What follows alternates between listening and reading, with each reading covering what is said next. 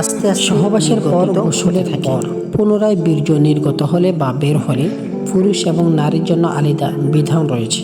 পুরুষদের কোন অবস্থায় বীর্য বের হলে দ্বিতীয়বার আবার গোসলের প্রয়োজন হবে এবং কোন অবস্থায় বীর্য বের হলে গোসলের প্রয়োজন নেই, এবং নারীদের যদি বীর্য বের হয় গোসলের পর তখন কোন অবস্থায় তাদের গোসলের প্রয়োজন হবে, কোন অবস্থায় প্রয়োজন নেই, এ বিষয়ে বিস্তারিত আলোচনা করবো ইনশাআল্লাহ।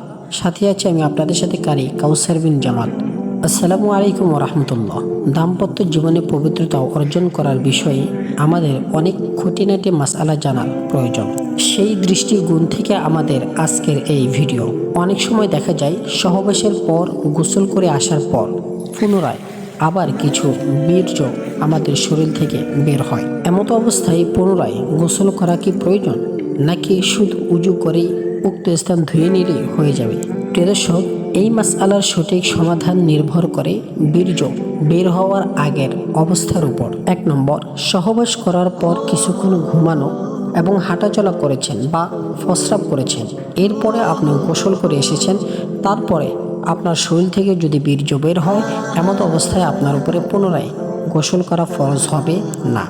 তখন আপনার জন্য হুকুম হলো নাপাকি দূর করে, কাপড় যদি নাপাকি লেগে থাকে কাপড় পরিবর্তন করে বা কাপড়ের ওই অংশ ধৌত করে নিয়ে আপনি ইবাদত বন্দেগী করতে পারবেন এবং এর দ্বারা আপনার শরীর পবিত্র হয়ে যাবে। 2 নম্বরে, সহবাস করার পর আপনি যদি 40 কদম কমসে কম না হেঁটে থাকেন কিংবা প্রস্রাব না করে থাকেন অথবা না ঘুমিয়ে থাকেন, দ্রুত যদি সহবাস ছেড়ে আপনি গোসল করে চলে আসুন, এরপর যদি বীর্য বের হয় তাহলে জমহুর বা হানাফি ওলামায়ে কেরামদের মতে আপনাকে দ্বিতীয়বার আবার গোসল করতে হবে, কারণ আপনার যে বীর্যটি দ্বিতীয়বার গোসলের পর বের হয়েছে তা পূর্বের উত্তেজনার সহিত বের হওয়া বীর্যের অংশ বলে গণ্য করা হবে। ওই সময় আপনি শুধু কাপড় বা লজ্জাস্থানে নাপাকি ধৌত করে নিলে যথেষ্ট হবে না, বরং আপনাকে দ্বিতীয়বার আবার গোসল করতেই হবে। দলিল বাদায়ুসানি 153 নম্বর পৃষ্ঠা। এর মধ্যে বলা হয়েছে, বীর্য যদি কিছু সময় অতিবাহিত হওয়া ঘুমন্ত অবস্থায় বা প্রস্রাবের পর বা কিছুক্ষণ হাঁটাচলা করার পর যদি বের হয় তাতে গোসল ফরজ হয় না। এবং ফাতোয়ায়ে স্বামী 159 পৃষ্ঠার মধ্যে বলা হয়েছে, বীর্য যদি গোসলের পূর্বে ঘুম বা কিছু সময় হাঁটাচলা করার পর কিংবা প্রস্রাব করার পর বের হয় এতে গোসল ফরজ হয় না। এবং আল বাহরুর রায়েক 1 নম্বর খণ্ডের 56 নম্বর পৃষ্ঠার মধ্যে একই কথা বলা হয়েছে।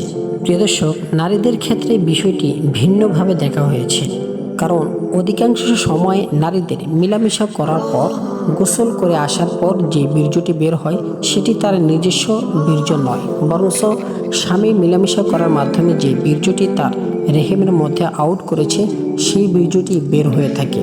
বিদায় এমতো অবস্থায় ওই নারীর জন্য দ্বিতীয়বার গোসল করা ফরজ হবে না, বরং সে তার লজ্জাস্থান থেকে নাপাকি ধুয়ে এবং কাপড় থেকে নাপাকি পরিষ্কার করে নিলেই হবে, এবং এর দ্বারা উজু ভঙ্গ হবে কিন্তু গোসল ভঙ্গ হবে না।